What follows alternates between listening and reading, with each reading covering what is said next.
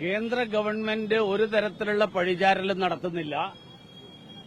സംസ്ഥാന ഗവൺമെന്റും സംസ്ഥാനത്തെ സിപിഎമ്മും നടത്തുന്ന കള്ളപ്രചരണം അവസാനിപ്പിക്കണം. ജനങ്ങളെ തെറ്റിദ്ധരിപ്പിക്കാൻ വേണ്ടി നടത്തുന്ന ശ്രമങ്ങൾ അവസാനിപ്പിക്കണം.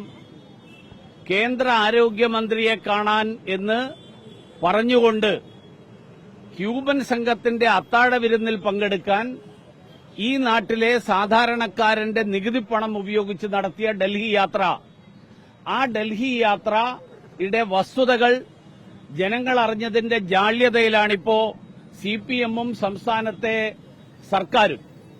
വീണ ജോർജിനോട് എനിക്ക് പറയാനുള്ളത്, പൊതുപ്രവർത്തനത്തിൽ ആവശ്യമായിട്ടുള്ള മിനിമം സത്യസന്ധത, ആ മിനിമം സത്യസന്ധതയെങ്കിലും പാലിക്കണം.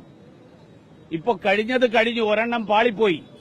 ഇനിയെങ്കിലും ഈ തരത്തിലുള്ള കള്ളപ്രചരണങ്ങൾ നടത്തിക്കൊണ്ട് ജനങ്ങളെ തെറ്റിദ്ധരിപ്പിക്കാൻ വേണ്ടി നടത്തുന്ന ശ്രമങ്ങൾ അവസാനിപ്പിക്കണം. ഇന്നലെ ക്യൂബൻ സംഘവുമായിട്ട് നടത്തി എന്ന് പറയുന്ന ചർച്ച തന്നെ, ആ ചർച്ചയുടെ എന്തായിരുന്നു ഉദ്ദേശം, എന്തായിരുന്നു ലക്ഷ്യം? ഇനി അഥവാ അങ്ങനെ ആയിരുന്നുവെങ്കിൽ ഇന്നലെ രാവിലെയെങ്കിലും ഡൽഹിയിലെ മാധ്യമപ്രവർത്തകരോട് പറയാമായിരുന്നു, ഞാൻ ക്യൂബൻ സംഘവുമായിട്ട് ചർച്ച നടത്താനാണ് വരുന്നത്. മിനിയാന്ന് നിങ്ങളെ എല്ലാവരെയും വിശദമായിട്ട് കണ്ടിരുന്നു. അപ്പോൾ പറയാമായിരുന്നു, ഞാൻ ക്യൂബൻ സംഘവുമായിട്ട് ചർച്ച നടത്താനാണ് പോകുന്നത്. കേന്ദ്ര ആരോഗ്യമന്ത്രിയെ കാണാൻ ആശാ വർക്കർമാരുടെ പ്രശ്നങ്ങൾ അദ്ദേഹത്തെ ധരിപ്പിക്കാൻ വേണ്ടി പോകുന്നു എന്ന് പറഞ്ഞുകൊണ്ട് നേരെ വിമാനം കയറി പോകുന്നത്, പണ്ട് കുറച്ചു മാസങ്ങൾക്ക് മുമ്പ് കുവൈറ്റിലേക്ക് പോകാൻ പൊളിറ്റിക്കൽ ക്ലിയറൻസ് ഇല്ലാതെ വിമാനത്താവളത്തിൽ പോയി കുത്തിയിരുന്ന് നടത്തിയ നാടകം, ആ നാടകത്തെയാണ് എന്നെ ഓർമ്മിപ്പിക്കുന്നത്.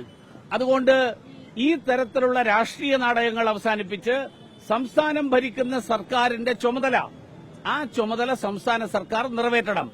ഓണറേറിയം 21,000 രൂപയാക്കും എന്നുള്ള പ്രഖ്യാപനം, അത് കേന്ദ്രത്തിൽ നിന്ന് പണം കിട്ടിയാൽ എന്ന് ഈ ഇടതുപക്ഷത്തിന്റെ പ്രകടന പത്രികയിൽ ഞാൻ കണ്ടിട്ടില്ല. അതുകൊണ്ട് സ്വയം കൊടുക്കാനുള്ള ശേഷി, ആ ശേഷിയുടെ അടിസ്ഥാനത്തിലാണ് അത് പ്രഖ്യാപിച്ചതെങ്കിൽ അത് കൊടുക്കണം. അവരെ വഞ്ചിക്കരുത്. ഇതാണ് എനിക്ക് പറയാനുള്ളത്. ആശമാരുടെ നിർബന്ധ ബുദ്ധിയും പിടിവാശിയും കാരണം കൊണ്ടാണ് സമരം പരിഹരിക്കാത്തത്, അല്ലെങ്കിൽ നേരത്തെ പരിഹരിച്ചേനെ എന്നാണ് എം.പി. രാജേഷ് ഇന്ന് നിയമസഭയിൽ പറഞ്ഞത്. അല്ല, അത് മാർക്സിസ്റ്റ് പാർട്ടി പലതരത്തിൽ ഇവരെ ആക്ഷേപിക്കുകയാണ്. ഇന്നലെ ഒരാൾ ഒരു ചാനൽ ചർച്ചയിൽ പറഞ്ഞത്, സുരേഷ് ഗോപി വന്നപ്പോ ഇവിടെ സമരം ചെയ്യുന്നവർ പുളകിതരായി എന്നൊക്കെയാണ്. ഈ തരത്തിലുള്ള അപമാനകരമായിട്ടുള്ള പരാമർശങ്ങൾ, സ്ത്രീ സമൂഹത്തെ മുഴുവൻ അടച്ചാക്ഷേപിക്കുന്ന തരത്തിലുള്ള പരാമർശങ്ങൾ, ആ പരാമർശങ്ങളാണ് സമരം ചെയ്യുന്നവർക്കെതിരായിട്ട് നടത്തുന്നതെങ്കിൽ അത് മാർക്സിസ്റ്റ് പാർട്ടിയുടെ സമീപനത്തെയാണ് കാണിക്കുന്നത്. അതല്ലാതെ സമരം ചെയ്യുന്നവരുടെ പിടിവാശിയല്ല എന്നുള്ളതാണ് എന്റെ അഭിപ്രായം. കേന്ദ്രമന്ത്രിയെ കാണാൻ പറ്റാത്ത പ്രശ്നമില്ല. കേന്ദ്രമന്ത്രിയോട് അപ്പോയിന്റ്മെന്റ് പോലും ചോദിക്കാതെയാണ് പോയത്. രാവിലെ അവിടെ ചെന്നിട്ട് കേന്ദ്രമന്ത്രിയെ കാണണമെന്ന് പറഞ്ഞാൽ കഴിയില്ല എന്നറിയാത്തവരാണ് ഈ സംസ്ഥാന മന്ത്രിയുടെ ഓഫീസിൽ ഇരിക്കുന്നതെങ്കിൽ ഈ സർക്കാരിന്റെ കഴിവില്ലായ്മയാണത്.